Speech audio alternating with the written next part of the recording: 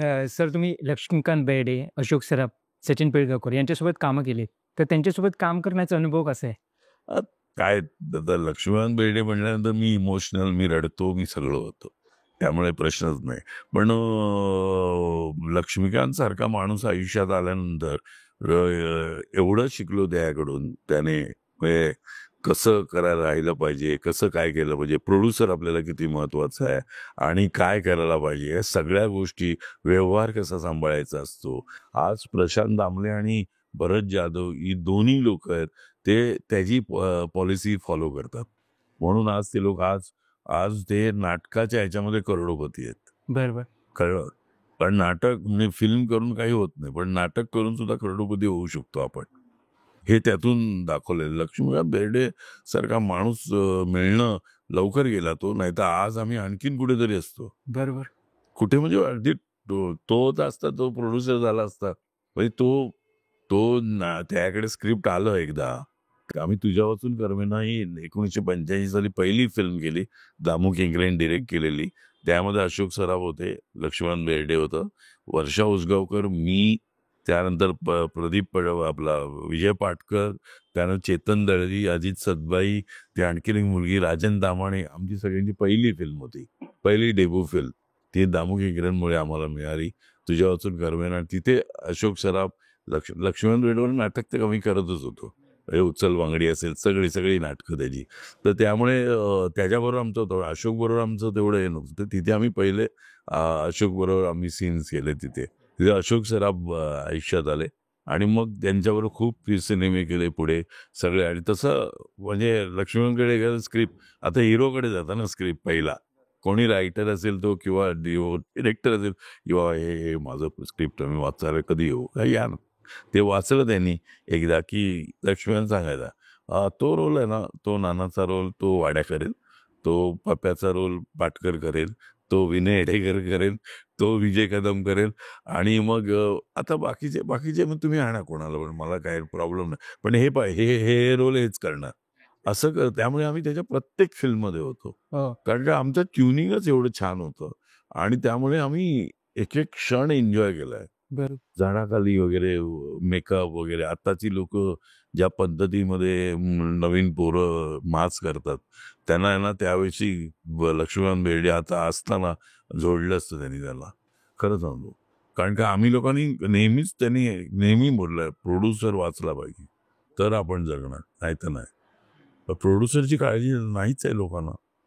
म्हणजे आज तुम्ही एका व्हॅनिटीमध्ये बसला हिरो एक, आणि समजा त्याला प्रॉब्लेम आला प्रोड्युसर, तर तो बोलला, आता माझी आणि तुमची अच्छा ओळख आहे आपली, असं काही नाही.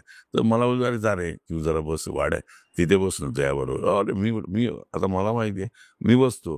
पण तोच माणूस नंतर तिकडे असतो, तो काय करतो, फोन लावणार गपचूप बाहेर जाऊन. काय प्रोडक्शन वाला, काय रे क्यू काय कशाला पाठवलं त्याला माझ्याकडे, मला माहिती आहे ना तुम्हाला, असं असं करतात. काय प्रोड्युसरचा काहीतरी प्रॉब्लेम असतो ना, म्हणून ते करतात. नाहीतर त्यांना काय हौस नाही उगाच टाकायची तुमच्याकडे. हा बाबा 5-6 लोक टाकले तर मी समजू शकतो. बरोबर. पण आज आम्ही तेवढ्या 5-6 लोकांमध्ये पण करतो. आज आम्ही म्हणजे मला सांगायला आवडेल, यार दिघेंचं, दिघेंवरचं पिक्चर, चिंता. धर्मवीर 1, धर्मवीर 2, अक्षरशः तिथे नावच नसायची कोणाची. नावच नसायची. Male, female, male, female. अरे एवढे 100 ऍक्टर कसं देणार ना कोणाला, बरोबर. कळलं? त्यामुळे सगळे आम्ही मेल म्हटलं, कुठे कुठे जागा असेल तिथे घुसायचो, कळलं? निश्चित. तर हे तिथे त्या असं चालतं ना, त्यामुळे काय तुम्हाला काय प्रॉब्लेम नाही यार. एवढं व्हॅनिटी मिळते नशीब आहे. हो ना. त्यावेळी तर काय नव्हतं, झाडाखाली बसायचो आम्ही. अच्छा. त्यामुळे लोकांनी हे समजून घ्यायला पाहिजे. आणि तुम्ही लक्ष्मीकांत असताना तर खूपच, आज आम्ही कुठच्या तरी एका भलत्याच लेवलवर असतो आज. आणि त्याने एक एक गोष्ट आम्हाला शिकवली ना, ते म्हणजे ग्रेट ग्रेट. कसं इम्प्रोवाइज कसं कसं करायचं आणि काय काय त्याला सुचायचं यार. Hats off. आता पण मी इतक्या लोकांबरोबर काम करतो, पण मला नाही वाटत आहे की असं त्याला जे सुचतं ना, ते कोणालाच नाही सुचत अच्छा. असं. मला म्हणजे खूपच म्हणजे आमच्या बरोबरचे पंचेस असतील किंवा काही किस्से आहेत ते सांगितले तर हा एक इंटरव्ह्यू फक्त लक्ष्मीकांत बेर्डेचा पुरता होऊ शकतो. इतके किस्से आहेत आमच्याकडे त्याचे. काय सांगणार त्याला? हे आम्ही एक नाटक करत होतो उचल बांगडीच. ते पहिला रंगीत संगीत उचल बांगडी असं नाव होतं. आमचा साताऱ्यात प्रयोग होता आणि साताऱ्यात तिथे गेलो आम्ही प्रयोगाच्या इथे. आता बुकिंगच नाही रे. बुकिंग काही नाही. तर आम्ही कॅन्सल केला प्रयोग आणि कॅन्सल केला तर आम्ही लक्ष्मीकांत बेर्डे म्हणजे बाप्पा, दीपक श्री आम्ही सगळे विजय आम्ही रमी खेळतोय. बसलोय अशी 4 लोकं आली मस्त. साताऱ्यातली लोकं ना. "काय हो काय?" "अरे!"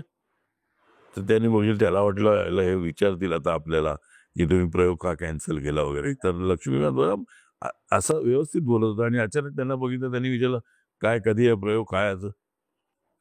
"काय झालं?" "मी जरा बसलो म्हणून प्रयोग कॅन्सल केला." तर ते असं तू बोल, "नाही आम्हाला प्रयोग पाहिजे एवढंच बोला मध्ये." तर कॅन्सल केला. आम्हाला प्रयोग पाहिजे. "हां, कधी पाहिजे तुम्हाला? सांगा ना." आम्ही लोक जे पडलोय ना, म्हणजे हे त्यालाच सुचू शकतं. आधी अदरवाईज नाही. किंवा मी यमदूत म्हणून काम करायचो आणि मी आमचं कर्टन असायचं त्यावेळी. त्यावेळी काय एवढं सेट बीट असं नव्हतं. पण असा कर्टन